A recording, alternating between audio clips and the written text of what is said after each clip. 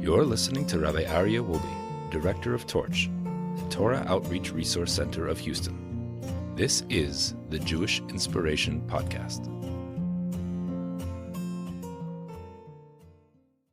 Welcome back to the special Purim edition of Parsha Power. My name is Rabbi Aryeh Wolbe, and this is the Jewish Inspiration Podcast. As we're about to enter into the holiday of Purim, I figured I'll share 5 points, like we do for every Parsha, about Purim that mean so much to me and points that I would love my children to understand in their daily lives. Purim is the holiday of clarity. Just last week, we read about Amalek, Shabbos Zachor. We read the remembrance of Amalek and what the challenge of Amalek was and is and remains today, the obligation for us to eradicate and destroy the nation of Amalek. What is that nation? Our sages tell us that that nation is within us every day. Each and every one of us as individuals has an Amalek within us, and that is the Amalek of doubt. When we have uncertainty, when we don't have clarity. And that's what Amalek brought into this world. Amalek was a nation that attacked the Jewish people when all of the other nations were terrified of approaching the Jewish people after the miracles of the splitting of the sea in our exodus from Egypt. The 10 plagues that were, as the sages tell us, was really 250 plagues that were brought upon the Egyptians. And all of the nations were in total trepidation of touching or getting near the Jewish people. We're not going to mess with them. Until Amalek jumped in. Haman, from the Megillah, from the whole story of Purim, is a descendant of that same Amalek. And what he wanted was to remove the clarity of the Jewish people. Purim is a time of clarity. Purim is a time where we're able to see things with a new light, where we're able to remove barriers. We say, and this is point number 2, La Yehudim hosa ora v'simcha v'sasan v'yakar kein tielano. To the Jews there was great light and great joy and great jubilation. And so it should be for us. You know, the only time we actually say this, aside for in the Megillah, is on Saturday night when we recite the Havdalah. What is the comparison between Purim and when Shabbos departs and we go into the weekdays? Because Shabbos is clarity. Shabbos is a connection. Shabbos is a holiness. And then we want to carry on that clarity, that holiness, to be with us the entire week. On Purim, the Jewish people received a clarity that we want to have with us today as well. We want to carry that clarity. What is that clarity? With no obstruction, with no veil blocking between us and the Almighty. Kein tielanu, we want to carry that clarity just like the Jews experienced in Shushan. We want to have that in our life every single day. If you reverse that for a minute, we wear masks. Why do we wear masks? Because we understand that in order to have that clarity, there is always a hidden nature of how Hashem operates in this world. The name Esther is from the word hidden, nistar. It's hidden. It says that really her name was Hadassah. Hadassah hi Esther. She got the name Esther. Why? Because the whole miracle, the whole book of Esther is teaching us of how Hashem doesn't operate in this world in a vision that's to us clear. Where does the name Purim come from? Because the Megillah tells us, Hipil pur hu hagorol. What is a pur? What is a lottery? It's the ultimate chance. It's the ultimate random coincidence that can possibly happen. But nothing is chance. Nothing is happenstance. And on Purim we identify, when we put all of the pieces together in the Megillah, when we read the whole Megillah together, it seems like, wow, this is an incredible story of amazing happenstances. It's not. It's one amazing miracle. The masks that we wear are recognizing that hidden nature of Hashem's ways. And we're saying, yes, although you don't see my face, you know that I'm there. So too, we're trying to instill into our daily consciousness that although we don't see Hashem's face, we know that Hashem is there. Additionally, it reminds me of the verse in the Torah that says that Moshe couldn't see God's face, but he can see only the back of Hashem, the back of Hashem's head, so to speak.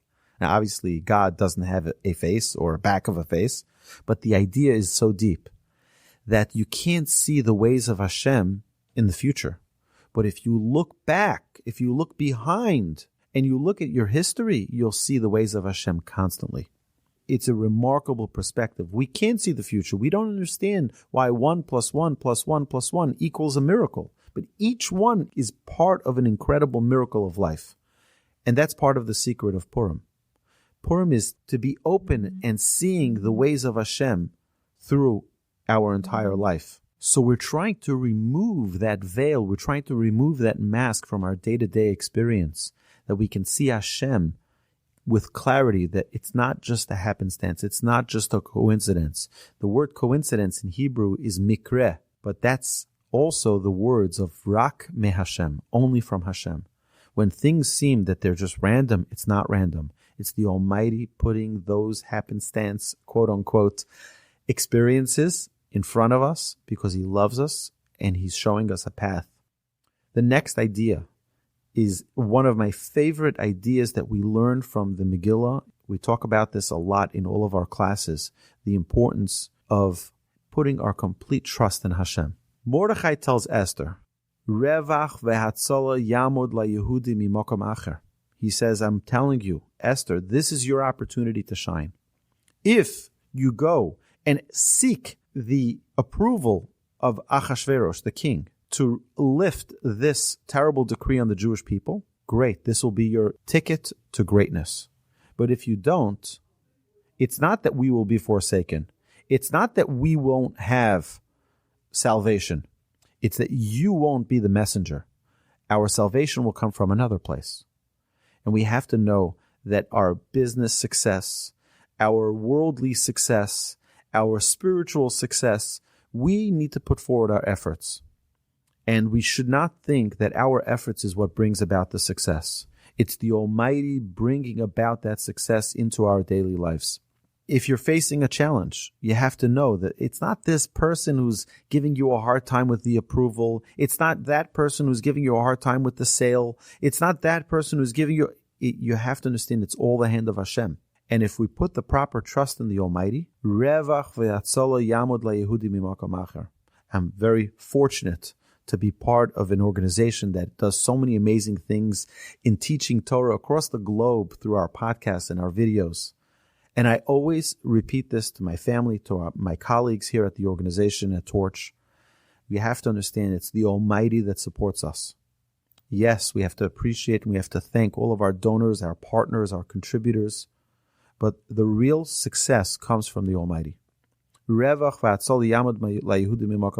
sometimes try one angle and we try another angle and we try this way and that way, and it doesn't open up a door for us. And then suddenly something we didn't expect comes from a totally different direction, because Hashem is there to take care of all of His people. And each one of us can see the hand of Hashem coming in a way that's unexpected. And that's also part of the miracle that we see on Purim, is that the success didn't come from Esther. She was a vessel through which she took the opportunity for the miracle to come through her. But the miracle came from Hashem. The last part I want to share is the awesome, incredible power of tefillah, the incredible power of prayer. It says in a halacha that anybody who puts out their hand and collects money, whether it's the needy, whether it's an organization, anybody who puts out their hand, we give them tzedakah, we give them charity. Never ever turn a hand away empty. Our sages tell us that that's the special mitzvah of Purim. If you have yeshivas or synagogues or organizations that come to raise funds from you, it's a privilege and an opportunity to be the giver. And even if it's a small amount, we don't turn anybody away. Our sages tell us that the same goes with the Almighty. On the day of Purim, any request is fulfilled. Kol haposhet yad, anybody who opens his hands to the Almighty and says, Hashem, please help me with anything that is needed. Whether it's to find a soulmate, whether it's to find a job, whether it's to have success with education of our children, whether it's a livelihood, anything that we ask for. Kol haposhet yad, anybody who opens their hands, nostan lo, we give, we fulfill their request. And let's utilize the opportunity to pray on Purim, a special day, a holy day. Let's utilize the opportunity to really elevate ourselves, those around us, with a connection, with a clarity. Have a magnificent Purim, my dear friends, and thank you so much for listening. You've been listening to the Jewish Inspiration Podcast, a Torch production. Become a supporter at torchweb.org, because your assistance enables more Torah learning around the globe. To find more lessons offered by Torch, please visit torchpodcasts.com. Until next time, stay fresh, my friends, and get jiggy with it. Na na na na na na na na na na na na na.